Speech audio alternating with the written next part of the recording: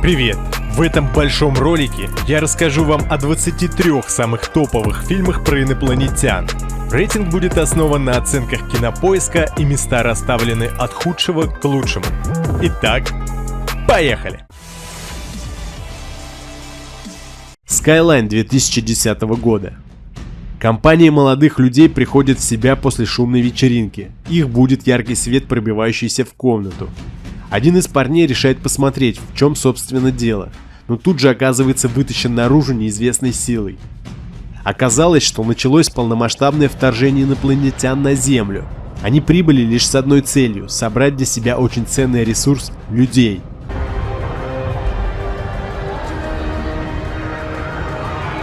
А конкретно им были нужны наши мозги, которые являлись своеобразными батарейками для их биомеханических организмов. Оказывается, это именно пришельцы заселили нашу планету людьми, выращивая нас как скот, чтобы потом периодически наведываться на Землю и пополнять свои запасы.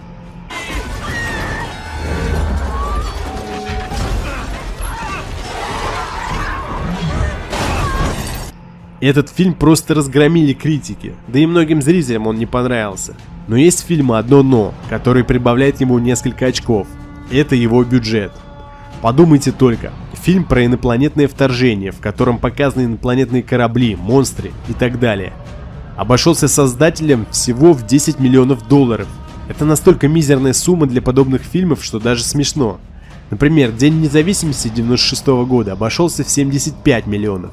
Фильм «Монстры», который был снят в псевдодокументальном стиле, якобы от первого лица, что является наиболее дешевым видом съемок, и тот был в 2,5 раза дороже.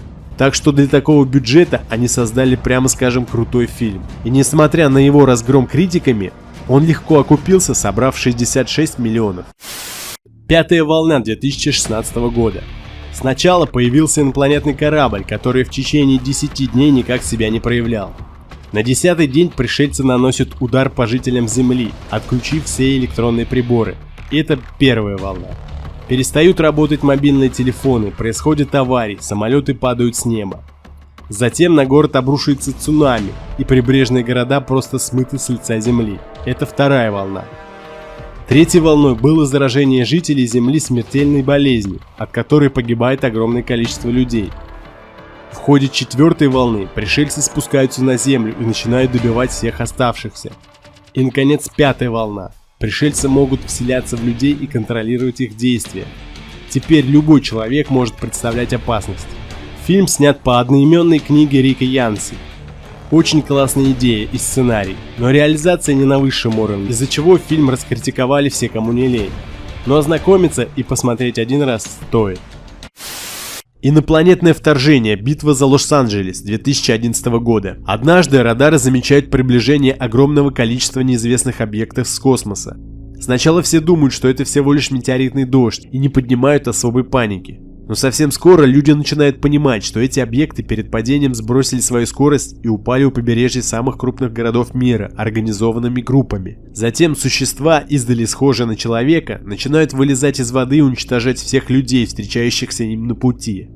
Началось инопланетное вторжение, и цель захватчиков – уничтожить все живое на планете и использовать все доступные ресурсы, и больше всего им нужна вода. Сержант Натс – опытный морпех, который не один десяток лет посвятил себя армии США.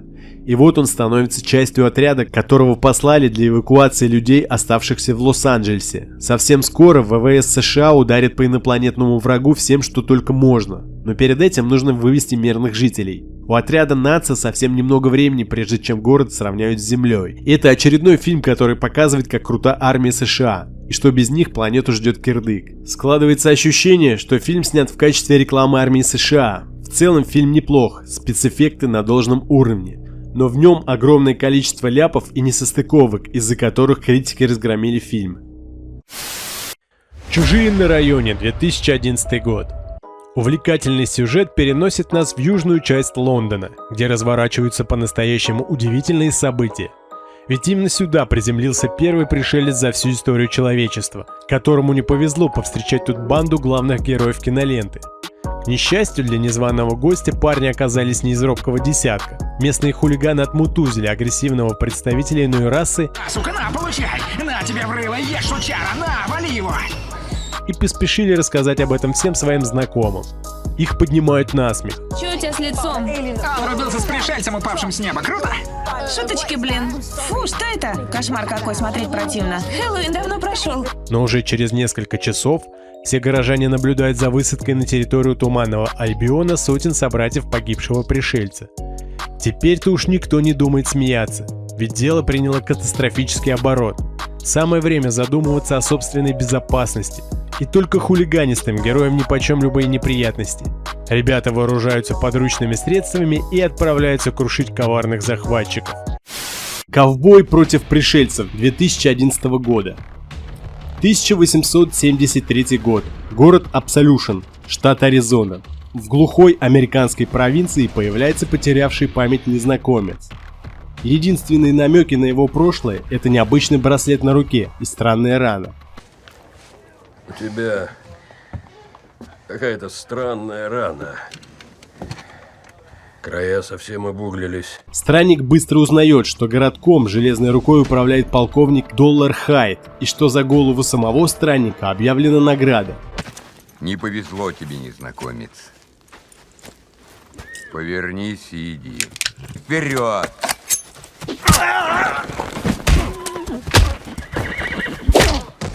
Также он узнает, что он гангстер Джейк Лонерган, укравший у Доллар Хайна золотые монеты и впоследствии сбежавший с ними от собственной банды, чтобы начать новую жизнь. Этот сукин сын ограбил мою повозку с золотом. Мне нужен этот человек. Договаривайся с судьей в Санта-Фе. Я не поеду в Санта-Фе. Ты отдашь мне его сейчас. Или я заберу его. Внезапно с неба обрушивается ужасающее создание, которые забирают всех, кого им заблагорассудится. Что за... Оказалось, что браслет Джейка – высокотехнологичный инопланетный бластер, управляемый силой мысли. Джейк постепенно начинает вспоминать, что пришельцы похитили его и его возлюбленную и проводили над ними опыт. Случайно надев браслет проводившего над ним опыты пришельца, а также ранив существо, Джейк сбежал и потерял сознание, после чего очнулся без воспоминаний о случившемся. А теперь эти инопланетные существа угрожают городу. Джейк понимает, что без него и его браслета жители не справятся. Фильм очень неоднозначный. Кто-то от него в восторге, а кто-то считает очень слабеньким. Но один раз посмотреть стоит.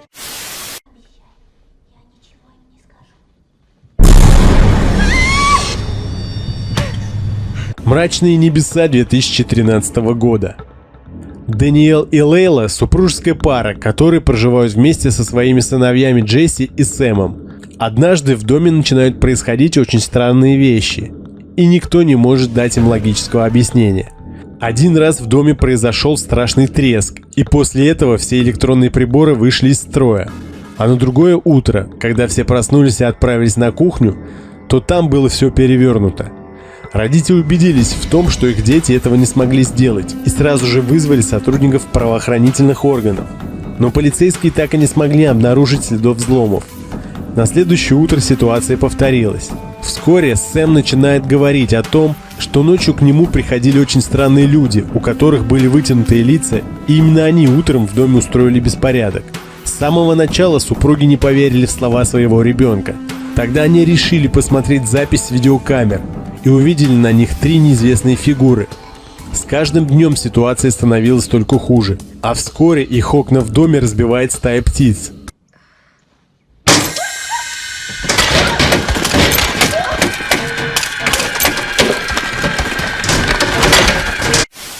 День, когда Земля остановилась 2008 года.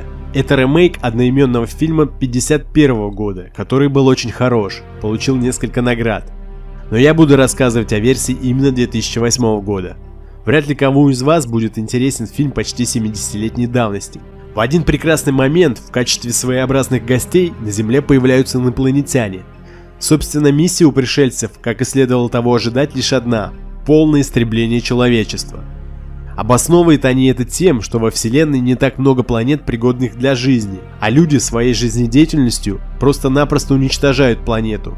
И инопланетяне не хотят этого допустить, поэтому решают полностью уничтожить всех людей.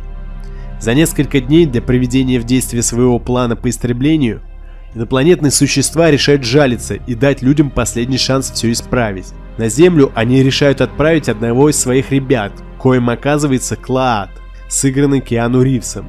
Вместе с Клаатом послали биоробота Горта, в способности которого входили управление своеобразными объектами техники. Они прибывают на Землю. Клаад, который принимает образ простого человека, имеет намерение собрать заседание ООН, где он мог бы объявить о целях своей миссии. Однако Америка отказывает ему в этом.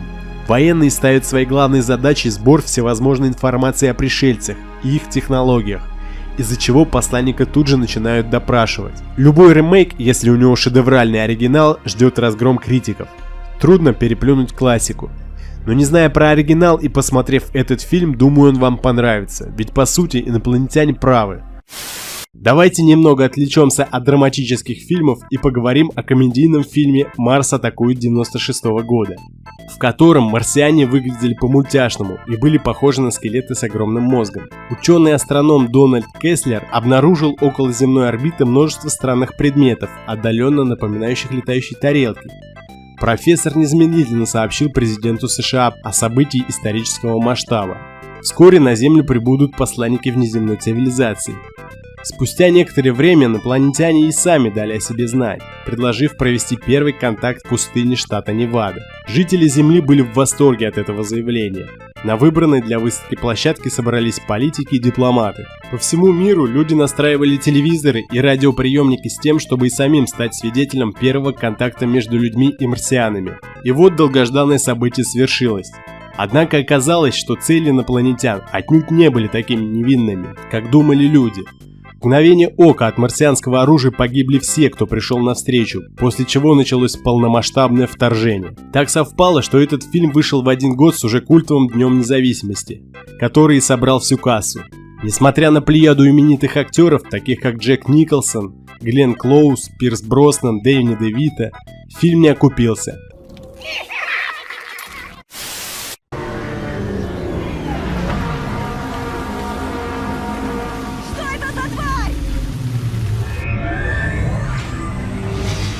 Морской бой 2012 года. Алекс Хоппер является весьма непутевым молодым человеком, который оказывается в весьма неприятных и опасных историях. Старшему брату, морскому офицеру, приходится постоянно вытаскивать его из передряг и прикрывать. Наступает момент, когда ему надоедает это делать, и он принимает решение вразумить Алекса. Брат отправляет его в академию, чтобы обучать военно-морскому делу. Когда оканчивается учеба, парень оказывается на боевом эсминце, и там верно служит родному государству. Он обладает крайне сложным характером, поэтому с самого начала не смог поладить с американским адмиралом, с дочкой которого Алекс к тому же еще и встречался. Во время морских учений в Тихий океан приводняются несколько подозрительных объектов.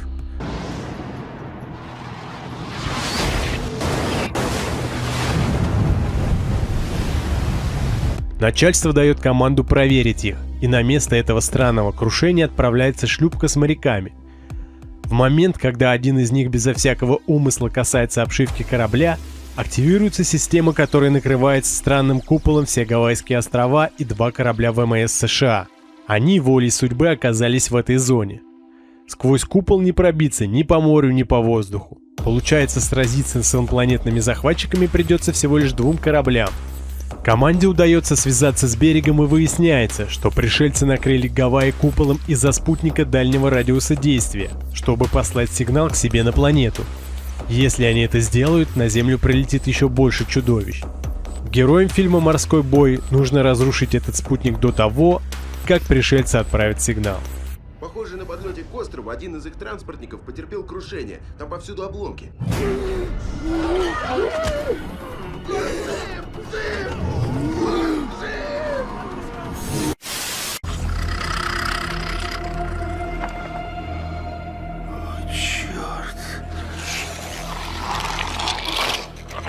«Ловец снов» 2003 года, снятый по одноименному роману Стивена Кинга. В центре сюжета 4 друга, которые отправились в лес, чтобы поохотиться. У них есть там небольшой домик. 2 из друзей встречают странного человека, бредущего в лесу и как будто раненого. Они приглашают его в дом. Мужчина крайне странный, у него сильнейшее вздутие живота, отчего он сильно рыгает и пукает. Простите. Рик, дружище, не беспокойся. Пусть лучше воняет, чем распирает. Что ты ел? Оленей помет? Друзья укладывают его спать, а сами выходят на улицу и наблюдают, как животные явно от чего-то убегают. Даже медведи напуганы. Что с ними? Куда они бегут? Куда они бегут, меня не волнует. Меня волнует, от чего бегут. А прилетевший вертолет сообщает им, что они в зоне карантина. Зайдя домой, они видят кровавый след, ведущий из спальни, в которой лежал незнакомец.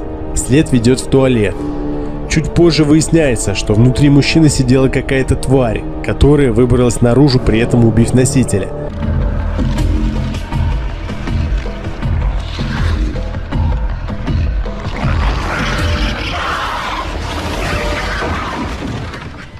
Оказалось, что это тварь инопланетного происхождения.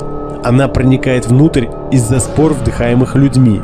Эти споры появляются из грибков красного цвета, которые стали появляться повсеместно.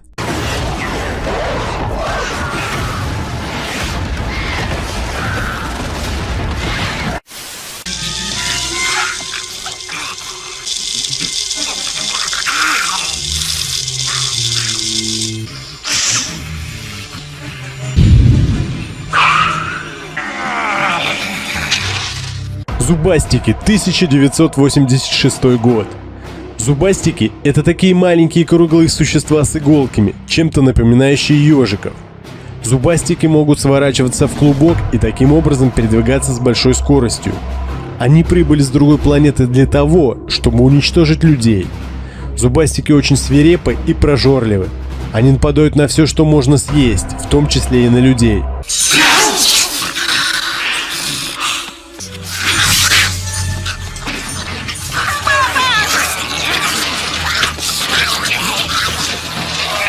И хотя размер их очень мал, но не стоит попадаться на их пути.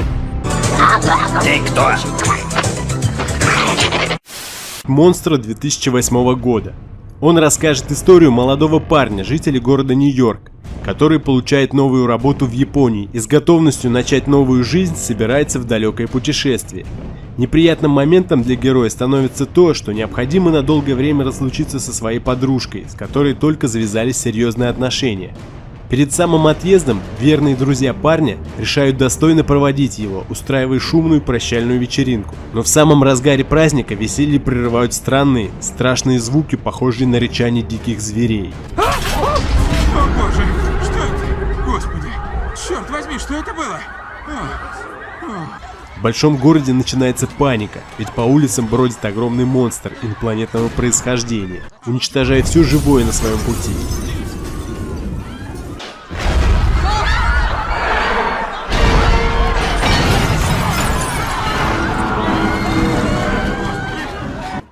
Получаем поистине ужасающие кадры и сразу же выдаем их в прямой эфир. А местные власти просто не в силах остановить страшное чудовище. Его просто не берет никакое земное оружие. Роб с друзьями спускаются в тоннели метро и обнаруживают там целые полчища кровожадных уродов, которые желают поскорее добраться до ребят. Что это? Слушайте. Ничего не вижу. Черт! Бежим! Этих маленьких чудищ поражает огромный монстр Кловер, специально для того, чтобы они уничтожали людей в труднодоступных для него местах. Они падают и разбегаются во все стороны. Охренеть! О, черт! Тихоокеанский рубеж 2013 года.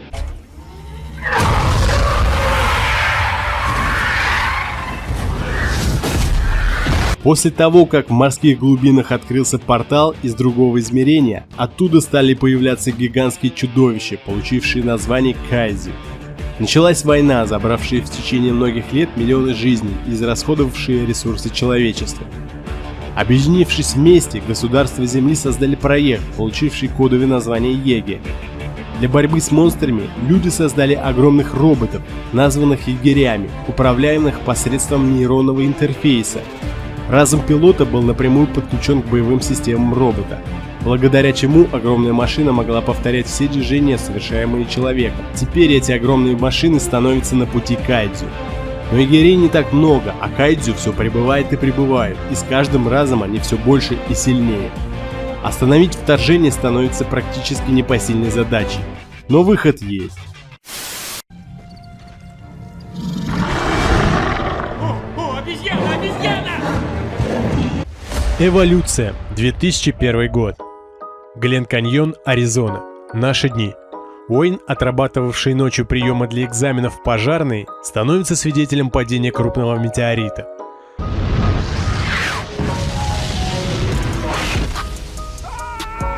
На следующий день двое преподавателей из местного колледжа отправляются на место падения. Ночью упал метеор.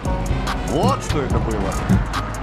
Да, я официальный представитель от Глен Каньон геологической службы США, и меня срочно вызвать. И обнаруживает, что из космического пришельца вытекает какая-то странная голубая жидкость. Исследование под микроскопом дает ошеломляющие результаты.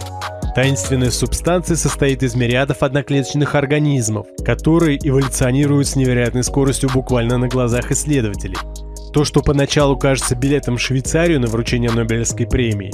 А Нобелевскую премию выдают частями или все сразу, как внутри? Вперед, пойдем ко мне в кабинет. Постепенно превращается в кошмар. Адаптируясь к местным условиям, чужеродные организмы начинают бесконтрольно распространяться. На Землю возвращаются динозавры и появляются ранее невиданные формы жизни. Поздравляю, это мальчик. В дело вступают армейские части. Теперь все решает принцип Дарвина. Выживает более приспособленный. Эй, доктор Кей! Эй, доктор Кей! Ой, ой! Видел, как я чуть не загремел туда? Ужас! Несмотря на всю серьезность ситуации, ведь инопланетная форма жизни развивалась молниеносно и действительно могла уничтожить человечество, эволюция — это в первую очередь комедия. Айра, кто-то залез мне под костюм! Костюм герметичен! Муха! У меня там муха! Хотя изначально фильм задумывался как серьезный научно-фантастический триллер.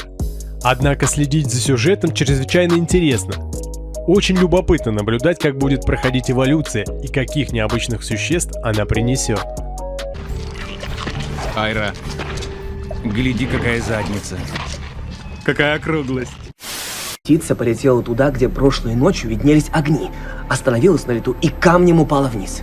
Эту птицу нашли, у нее от удара голова сплющена. В небе невидимый заслон, оптическая иллюзия. Знаки. 2002 год. Когда-то Грэхэм Хесс, главный герой картины, был обычным священнослужителем в провинции Пенсильвании. Вместе со своей семьей, супругой Колин, сыном Морганом и дочкой Бо, он вел мирную жизнь в городе Бакс-Каунти. Но многое переменилось после смерти Колин, погибшей под колесами автомобиля местного парня Рэя Редди. Овдовевший Грэхэм потерял веру, отказавшись от сана, он стал обычным фермером. Его дети, младший брат Мэрил, бывший баскетболист, вернувшийся в город после неудачной карьеры, дом и хозяйство — это все, что осталось в жизни Грэхэма. Но однажды нечто странное начинает происходить на кукурузном поле Хесса. Появляются огромные круги идеальной формы. Либо это одна из хитроумнейших мистификаций в истории, либо это реальность. И пока Грэхэм пытается разоблачить хулиганов, Я тебе башку оторву! Я просто вне себя! его семья начинает замечать мистические знаки. Что случилось? В моей комнате чудовище. Ты нальешь мне водички? Дворовая собака вдруг стала чересчур агрессивной, а вблизи их дома обитает обладающее нечеловеческими возможностями существо. Цепочка таинственных событий продолжается и за пределами фермы.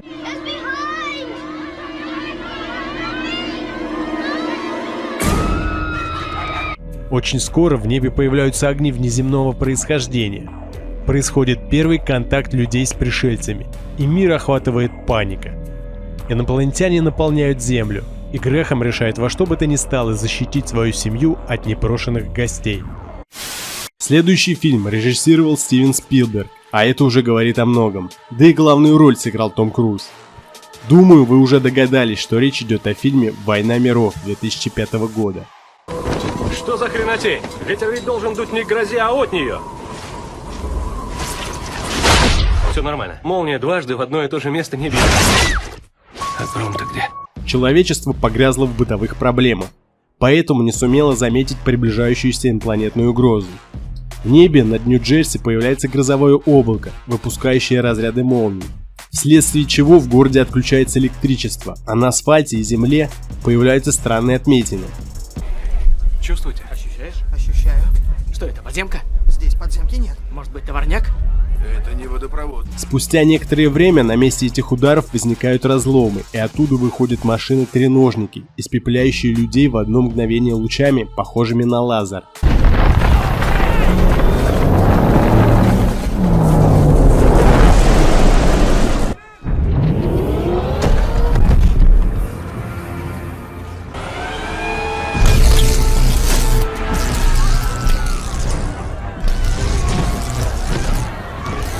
Все это разворачивается на глазах у крановщика Рэя Фарриера, который чудом не пострадал.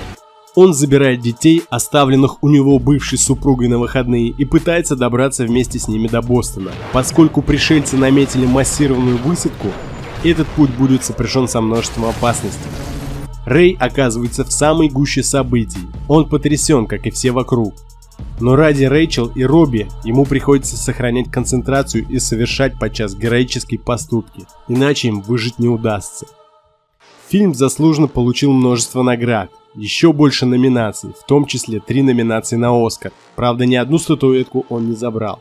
Не думаю, что среди вас есть те, кто не смотрел этот фильм, но если вы все же его пропустили, то обязательно посмотрите, не пожалеете. Далее хочу вам рассказать о фильме «Факультет» 1998 года. Здесь вторжение инопланетян происходит тайно, путем того, что они вселяются в тела людей и начинают полностью их контролировать. Действие будет происходить в колледже. Началось все с тренера футбольной команды, который стал очень странно себя вести. А затем и учительница мисс Уолсон тоже изменилась, а за ней и почти все учителя колледжа. Где Бруми? Она не выжила. Ее тело было слишком старым. Поняв, что происходит что-то неладное, несколько совершенно различных по характеру ребят объединились, чтобы дать отпор инопланетным захватчикам.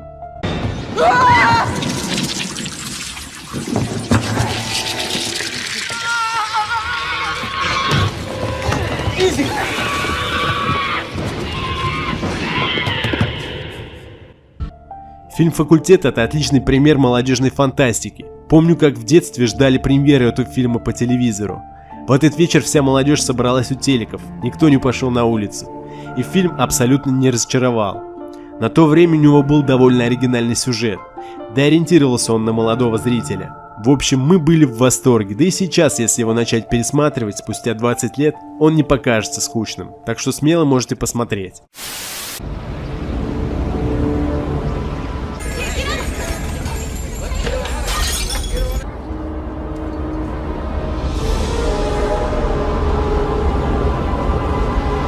День независимости 1996 года. Фильм стал настоящей бомбой. Он получил множество номинаций и наград, в том числе Оскар за визуальные эффекты. Также фильм стал самым кассовым за 1996 год. По сюжету утром 2 июля 1996 года к Земле подлетает огромный планетный корабль диаметром в 550 километров, массой с четверть нашей Луны.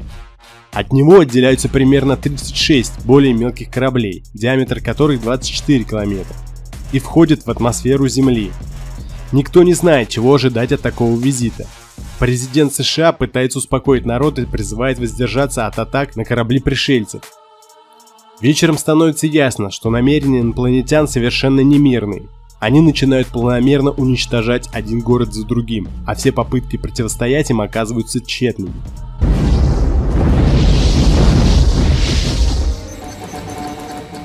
Они не прошли? Нет, сэр. Как я уже говорил, фильм оказался супер успешным. При бюджете в $75 миллионов он собрал более 800 миллионов. Ну и как принято в Голливуде, для любого кассового успешного фильма обязательно будут снимать продолжение. Правда, продолжение пришлось ждать очень долго, аж 20 лет. В 2016 году вышел фильм «День независимости. Вторжение». Правда, уже без Уилла Смита в главной роли. И, возможно, к лучшему, так как фильм провалился, получив 5 номинаций на «Золотую малину» как худший фильм.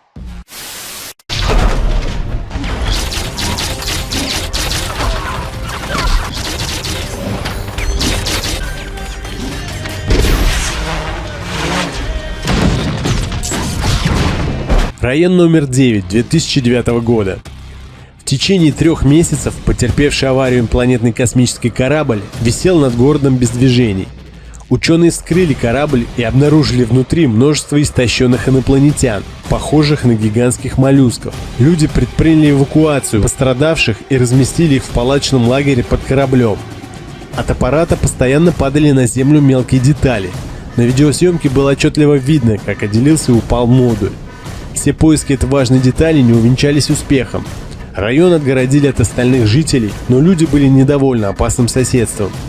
Рядом было много банд нигерийцев, которые выманивали оружие у пришельцев. Пришельцам было не понять наши законы. Рабочие моллюски относились к самой низшей рабочей расе. Они не могли принимать решения, их руководители, вероятно, смогли сбежать с корабля.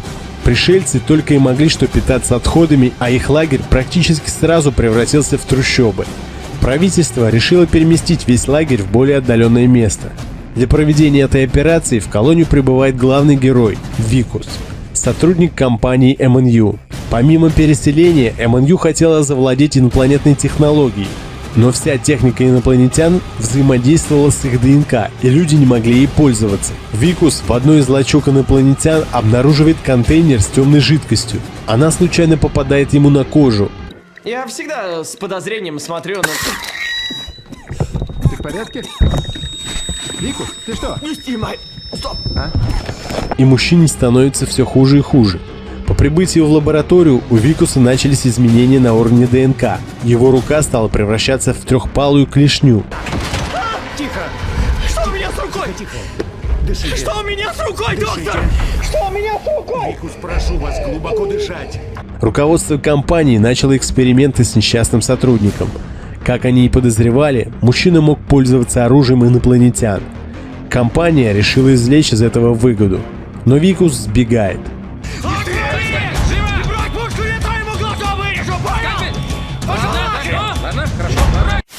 Ах ты сукин сын!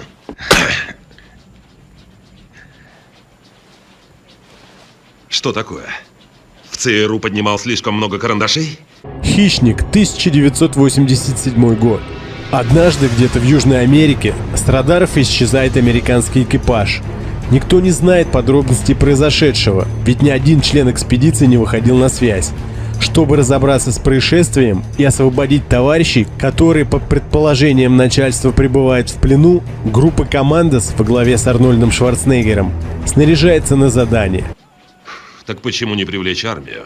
Зачем вам мы?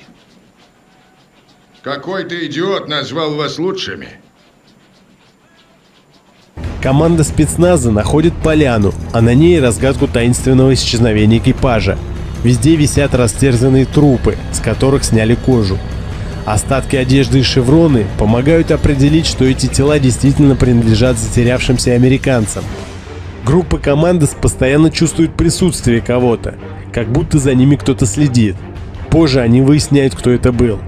Инопланетная тварь в специальном скафандре, делающая его почти невидимым. Впрочем, позже мы увидим, кто скрывается за этим костюмом. Да ты урод, настоящий ублюдок.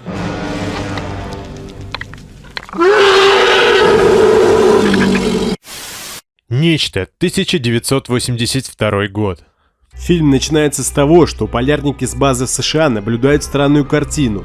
Их норвежские коллеги преследуют ездовую собаку на вертолете, пытаясь всеми средствами убить животное. В ходе заварухи один из американцев получает ранение, а незваные гости гибнут. Выжившую чудом собаку запирают в вольере, а пилот и доктор отправляются на глыбы льда, из которой что-то было извлечено. Для дальнейшего изучения полярники переносят собранные материалы к себе на базу. Вот что мы нашли.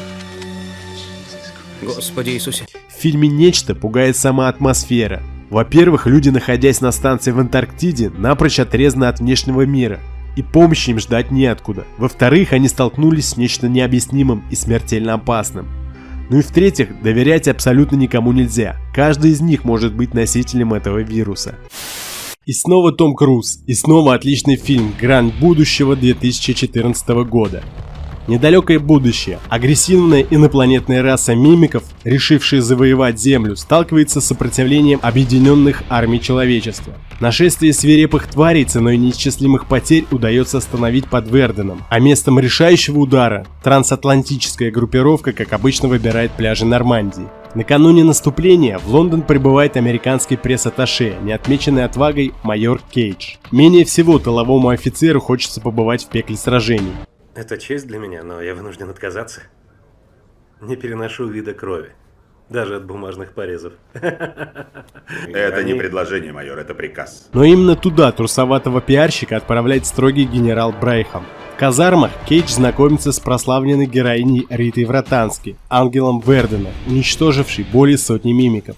С помощью нового экзокостюма и небольшой подготовки мы сумели создать суперсолдат. Как Рита Вратански, ангела Вердена. На французском берегу, занятом пришельцами, майор предсказуемо погибает. Затем он вновь просыпается в казармах, и все повторяется снова и снова. Дело в том, что Кейдж попал во временную петлю, которая каждый раз, когда он погибает, возвращает его в исходное место в казармы. Но самое главное, что с Кейджем остаются его навыки и знания. Он все лучше и лучше управляется с экзоскелетом. Со временем к нему приходит понимание того, как все же можно победить пришельцев. Очень крутой фильм с диким экшеном на полях сражений. Эти мимики очень быстрые и ловки.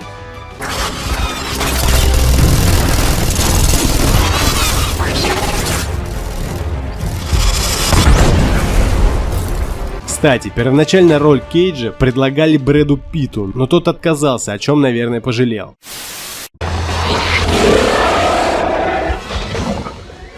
Ди, стреляй!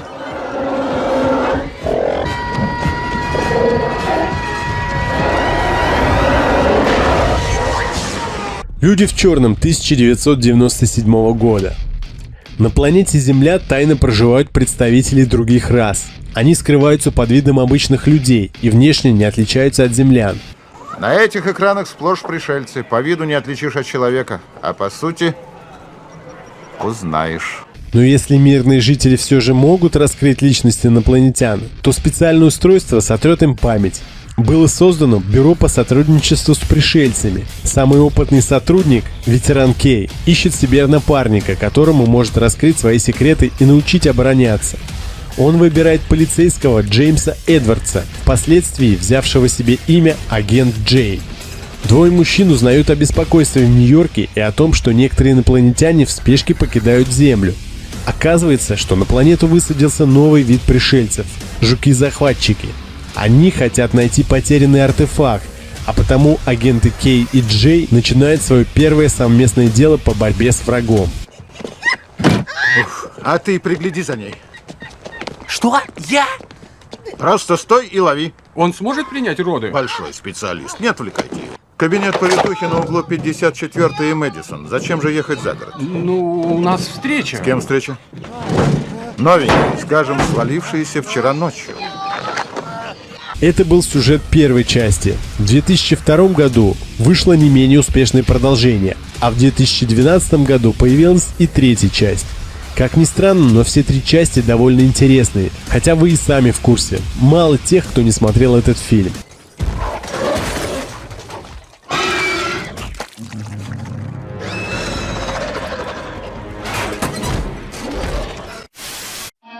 На этом все. Теперь вы обеспечены на несколько вечеров вперед интересными фильмами. Посмотрите еще более длинный топ, состоящий аж из 35 фильмов в жанре фэнтези. Ну а я прощаюсь с вами ненадолго. До новых встреч, друзья. Пока! Bitch, I got problems on problems on problems on problems on problems on problems I solve them. I run through the money, the pressure be calling. Left on my blessings, I feel like I'm falling. The birdie is back. Tell me I'm garbage, I'm going through something, that's why I ain't calling. Phone and progression, it's all that I wanted. The phone and affection, I summon and dub it. Cause bitch, I got problems on problems on problems on problems on problems on problems I solve them. I run through the money, the pressure be calling. Left on my blessings, I feel like I'm falling. The birdie is back. Tell me I'm garbage, I'm going through something, that's why